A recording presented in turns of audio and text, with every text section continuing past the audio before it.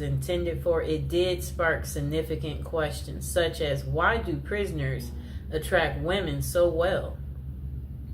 Does real prison love exist, or is it all a scam? And how do these prisoners learn to write so well in the first place? The myth: women must be twisted to fall in love with prisoners. Look, this phobia, I've never heard of it. Hybristophilia.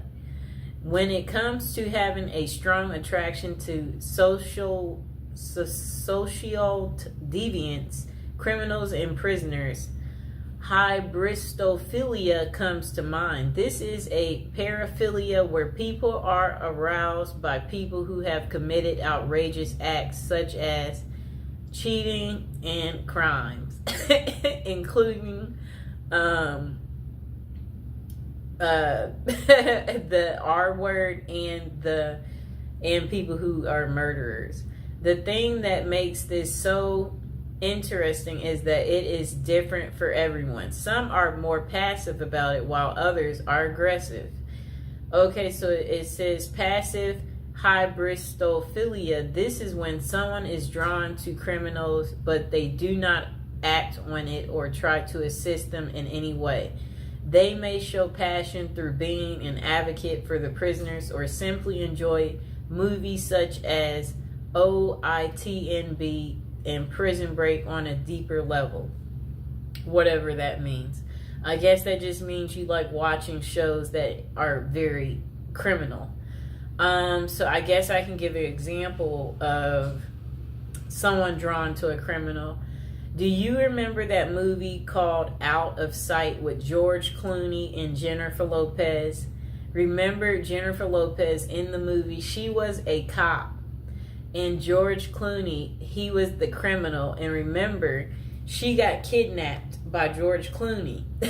They created a romantic movie out of this situation. And J-Lo, she, had no man in her love life. Very good looking woman, and then here is this criminal that kidnaps you, and he's very handsome, okay? And you're just like, I'm finally getting some type of cool excitement, and you're like, look at this criminal. Like, why would I tell on this criminal? I never get this level of fascination. That's how J-Lo felt, So, yeah, like at the end of the movie, they were trying to catch him, and the other cops asked her, did you see him? And she kind of like froze, like, because she's wondering, do I tell them? Because she is at work and she is in uniform. She's a cop. And she's like, no. Like, she's not going to rat on him because she fell for the criminal. And before that, her and George Clooney, remember, he's a criminal and he's on the run. And she's a cop. So, he had her number, so... Yeah, so what happens is the criminal contacts you. Look, the criminal contacts you.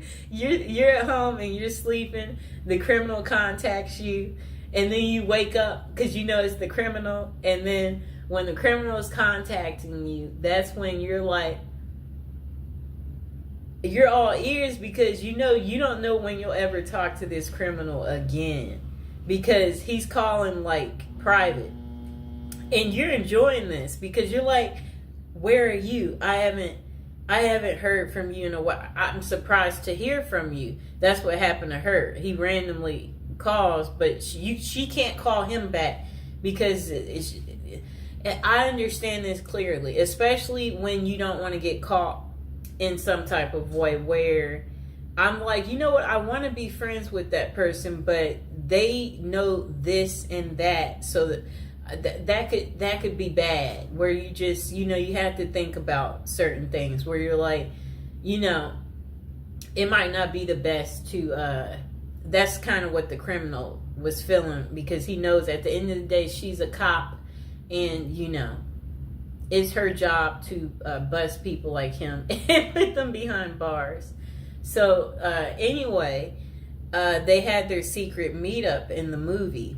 And their secret meetup you know, where they went out to dinner. They both was just, it was a night to just enjoy one another, talk to each other, clarify, yes, so why haven't I heard from you? And then he's like, well, you know, blah, blah, blah, blah, blah. And then they had their one night of passion. It was an unforgettable, I guess, moment. That was her one night of fun. And then that was pretty much the end of it, and then she didn't hear from him anymore. Like, it's like, it was a really, really good movie.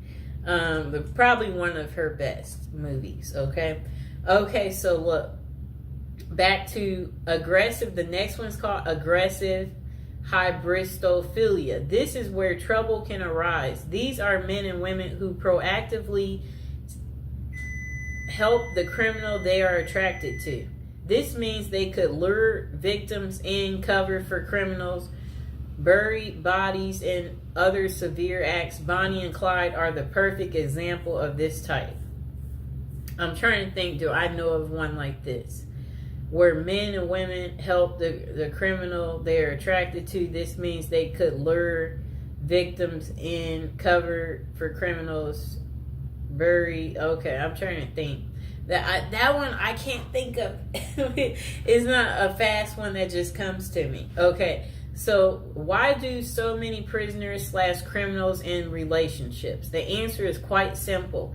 It is a mixture of hybristophilia, the desire for excitement from their mundane lives, the long distance passion, and the fantasy of it all makes people drawn to that lifestyle. In fact, there are over 40 different websites that cater to prisoner dating, such as meetaninmate.com.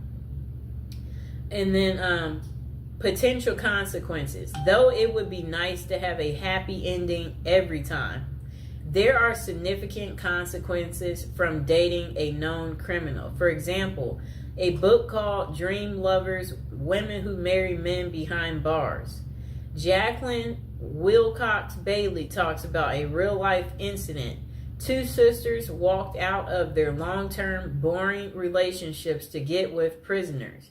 When those men were released, one of the sisters was murdered, and the other was beaten and tortured, which sent her supposedly posed lover back to jail. I think they mean prison.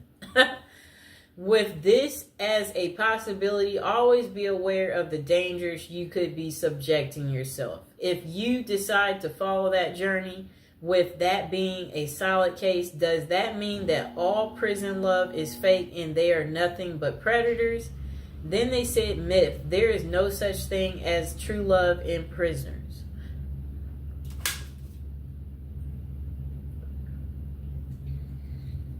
Okay,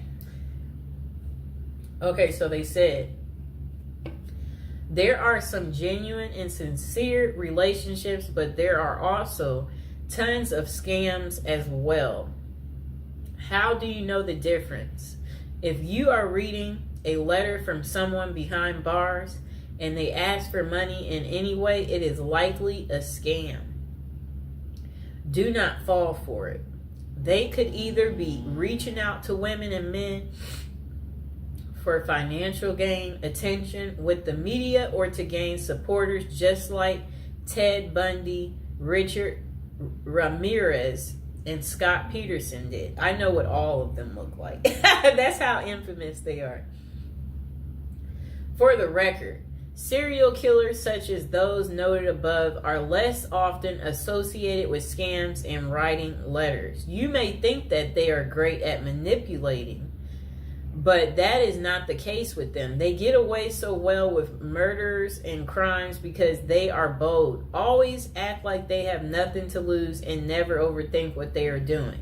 With an IQ of below average, more love letters come from non-serial killers who are much smarter and think things through better. Okay, overall, use your best judgment. These people will not always con you.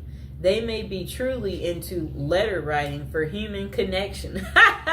That's kind of funny because like they crave the connection, so they're writing the letter because, you know. There are many people in jail who do not have family or friends to reach out to. So they turn to pen paling to feel involved, valued, heard, and feel like they matter.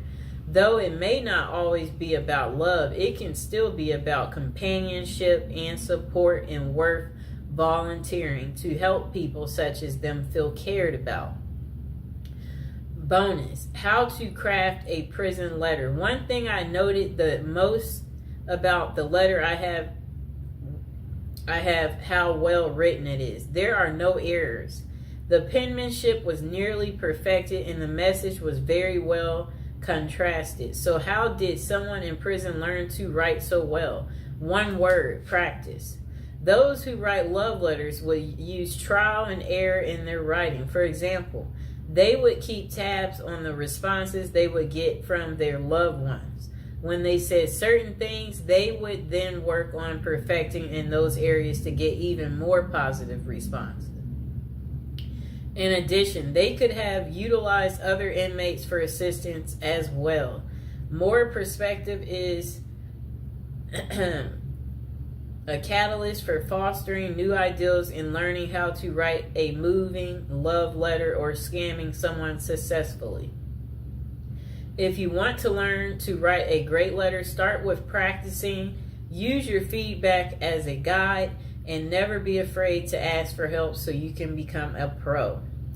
And the final thought, falling in love with criminals and prisoners is hyperbristophilia, though having this characteristic is a passive sense is fine. Seek help if you feel like you will act on those passions. There are limited professionals that can assist, but it is worth finding a reputable person before you do anything drastic that could land you in jail yourself. Oh no. Remember, human connection and writing to prisoners is a great way to improve their quality of life. If you are talking to someone who has no one else on their side, keep being a hero to them. But always know the signs and be mindful if they are trying to scam you or not. The last thing you want to do is fall in love with someone behind bars only to find out they were using you for personal gain. At the last word from us, we don't know everything, but we do have an opinion on everything. Oh boy. That was quite interesting, right? Oh boy. That's what I have to say about that. I hope that, now you know why women love men in prison. I hope this has gotten through to you guys, so you get that deep understanding here and you understand that, women can fall in love pretty much with anything, okay?